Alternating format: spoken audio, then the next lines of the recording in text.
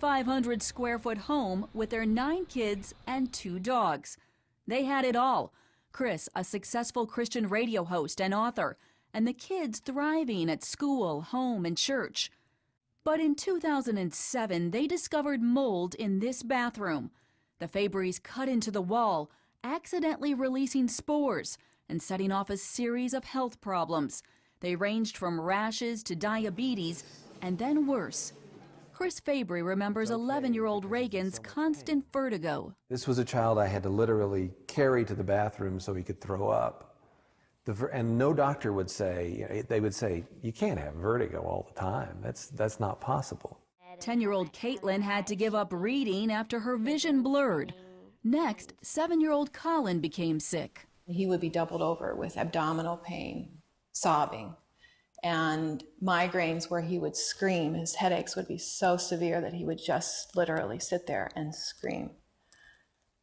And then it was all 4 kids, then every night was like that. At this point, the Fabrys had no idea that mold was to blame. Part of the problem, remediators used fans on the mold, spreading toxic spores throughout the home. Also, 30 doctors questioned the Fabrys, but not one asked about their environment. I would have doctor after doctor look at me and say, have you thought of a psychologist for him or her? Have you thought of just sending them back and giving them a little bit of tough love? I think that's what they need. Finally, a year later, an indoor air test confirmed Andrea's deepening suspicion.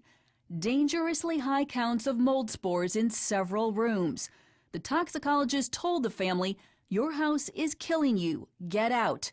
And so they left, leaving behind everything, even putting down their 2 dogs to prevent future contamination. It turns out that there's only a handful of doctors in the country who specialize in treating mold. And so the Fabrys decided to move to Arizona to seek the help of Dr. Michael Gray, who specializes in treating mold and practices in rural Benson, just south of Tucson. The Fabrys have had a pattern of illness that reflects what we've been seeing with other patients. Gray says urine tests confirmed high levels of toxins in all 11 family members. But he doesn't blame their doctors. He blames the medical system. It is an area that is not well taught, and it is not well recognized. Dr. David Jacobs is a former HUD director and now leads research for the National Center for Healthy Housing. We are still struggling to understand, which species of mold produce which specific health outcomes. Jacobs estimates that up to 25% of U.S. homes have a mold problem. It's a recognized hazard going all the way back to Bible times. In Leviticus 14, the Lord commands Moses and Aaron to follow up on mold complaints. The priest must go in and check it. He must look carefully at the mold that is on the walls. Today, the World Health Organization says exposure to toxic mold can hurt the cardiovascular and pulmonary systems and even lead to death. The Department of Defense calls one type of mold proven lethal agents in warfare. A lengthy report cites symptoms including vomiting, bleeding, shock, and rapid death. These substances that we're talking about include amongst them the most toxic substances known to humankind that are naturally occurring in the environment. And because we use them for chemical warfare, we need to know how to protect our troops. But the EPA's website has just one paragraph on how mold can cause health problems. It emphasizes allergies and concludes research is ongoing. The trouble, says Jacobs, is Congress has failed to make mold a priority. There is no uniform training curricula that's out there that all the states can use and adapt. We do have that for lead and for radon. We're breeding mold right now. It's not whether or not there's mold in your home. It's just whether or not there's unsafe levels of mold in your home. David Collier's company cleans up mold. The key, he says, is keeping your home dry. There's a lot of opportunity for water to drip inside here, and it's a dark area. Areas to watch for: leaking pipes under sinks, water coming in around windows, and unventilated bathrooms. For the Fabrys, it's unknown if their Colorado home will ever be livable again.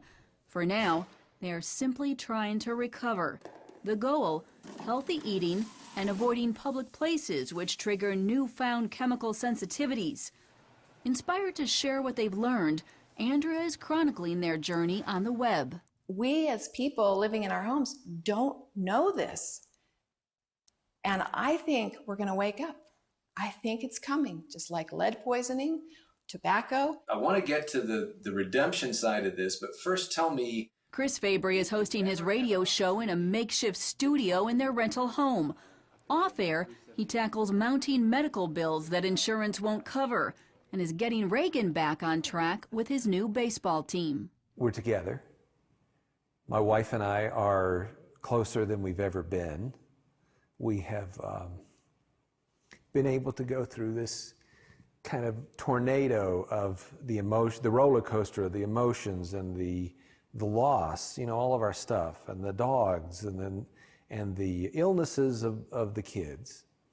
And we've really seen God work in all of that.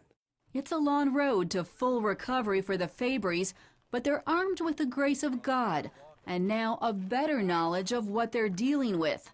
That will help them recover and possibly wake more people up to the dangers of mold. Reporting in Arizona, Heather Sells, CBN News.